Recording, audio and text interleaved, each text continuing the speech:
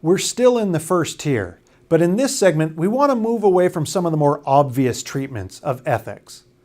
Now, what you're going to get to see here is ways that you can think about your ethical behavior, as well as why ethical behavior from leaders is even more critical for those of us in the public service. This is from Peter Northouse, who I talked about earlier. Let me just go over these really quickly. He says this is what leaders who are ethical do, okay? First, they respect others.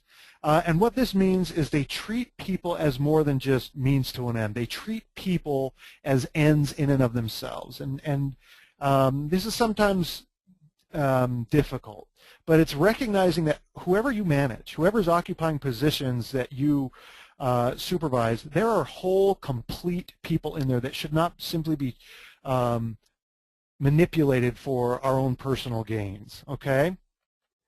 The second one is they serve others. There's a whole field of literature out there, leadership literature on servant leadership, started by Robert Greenleaf in 1977. But basically the idea is that you be follower-centered, not leader-centered. Your world, what you do is determined by serving those that you lead, and that could be you empowering them, mentoring them, helping them with professional development, helping them find meaning in their work, purpose in their work, satisfaction in what they do, but everything you do is focused on them, okay? The third one is shows justice. This speaks to fairness. In organizations, if you are a leader, if you're in a position of power, supervisor or manager, you are usually in a position to distribute rewards, whether that's promotions or cushy assignments or whatever else it might be. And there are a number of ways for you to determine who, for example, let's say there's a new assignment and you're going to know, everyone's going to want it. How you determine who gets it speaks to your fairness, your distributive justice, right? Are you doing it on seniority? Well, if you are, then you need to be consistent with that. Are you doing it on performance?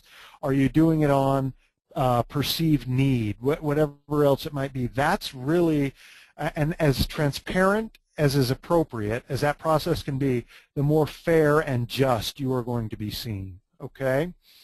The fourth one there is honesty. Ethical leaders are seen as honest, and this is more than just not lying, right? It's about transparency. It's about being as upfront with people as you can, about sharing with them as much information as propriety will allow. And in fact, it's really interesting. Koussis and Posner, who we use a lot in training here at the Utah Leadership Institute, they have the LPI, the Leadership Practices Inventory, which is a massive, massive survey that they've given to thousands and thousands of people. Number one on the list of what people want from a leader is honesty. Comes back all the time. They want honesty. They want people who have integrity, who they can trust, right? And so now you've got to have discretion. You can't violate confidences and things like that. But the second you are seen as not being honest, you lose credibility. Okay, and then finally, something we spend a lot of time talking about is you build community. An ethical leader builds community, and that is they create an environment in which people feel a sense of belonging, but also they don't just impose, a leader doesn't impose their values on a group, rather they help a group come to some sort of collective values consciousness. They become aware that, oh yeah, we have some shared values here, and then they lead based on those shared values, and that really builds community, okay? So I want to talk really quickly, I got to move along here, but I want to talk about one more thing with level 1 ethics, and that is when you face an ethical dilemma, which we'll talk about in level 2, there are 3 levels where that dilemma can occur, and sometimes it's more than one, but I want to do this for clarity's sake, talk about these three levels. First of all, what are your values and ethical standards? You know, how do you treat others, that sort of thing. So when there's when you're making ethical considerations, first it's that personal level. Am I having to violate my own personal values here in this decision or to get something done?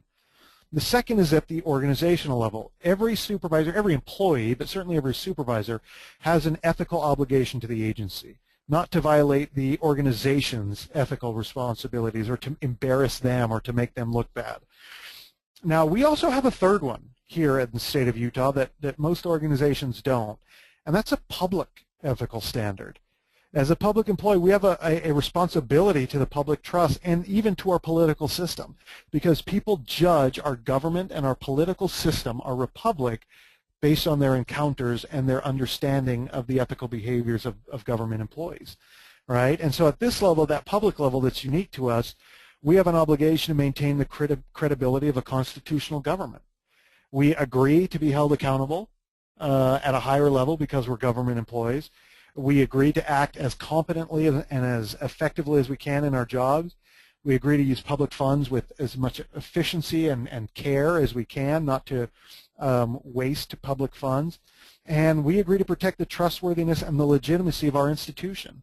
Whatever respective agency you work for is more than just a siloed organization. It's an institution encompassing values, representing the government. So we have this third level of ethical obligation that puts more weight on us than people who say work in the private sector, right? And so I want you to remember this. POP is the acronym there for personal, organizational, and public. In fact, I want to ask you another quick poll question, okay? Where do you think, when you face ethical dilemmas, when there are value conflicts that you experience, are they at the personal level, the organizational level, or the public level? And I realize there can be some overlap, but if you had to pick one, would you say it's more personal, organizational, or agency, or public? So we've got 42% saying the personal level, 49% saying the organizational level, and only 9% saying at the public level. This is good. This is not shocking, because if we have that 9% at the public level, if those are where your ethical dilemmas are coming very often, you're going to be on the news. So that's probably pretty good to see. So we've got 42% at the personal level, 49% at the organizational level. Okay, let's just talk about, again, why it's important that you are concerned about ethical behavior and what you can do to help your organization be ethical. First of all, be an example of ethical behavior. That's not surprising, right? You've got a model behavior. You can't be seen as a hypocrite. You got to be an example of ethical behavior. You got to talk about ethics. You got to encourage this with your team and with your staff. And then the tricky one, you got to hire ethical individuals. I say this is tricky because if someone is unethical, they'll just lie about it in the job interview, right? I mean, no one's going to come out and say, yeah, you know, I like to really steal from my employer. You know, no one comes out and says that. But there are ways, you know, background checks, references, ethical questions, behavioral interviewing with ethical questions in the interview process, things like that. I love this quote from Warren Buffett, who says, in looking for people to hire, you look for three qualities: integrity, intelligence, and energy. And if you don't have the first, the other two will kill you, right? You want someone to have that integrity. We need to publicly or visibly reward ethical behavior in our organizations. We can't encourage unethical behavior by rewarding it. You know, we don't want to be the organization that people learn that if they go behind other people's back and if they talk badly about other divisions, they actually get rewarded for it. Okay, so we've got to be very clear about that. Codes of ethics can, you know, I think everyone should have one of those, and then provide ethics training. Talk about it with your staff. As a manager, train them on what the values are and why it's important that they follow suit.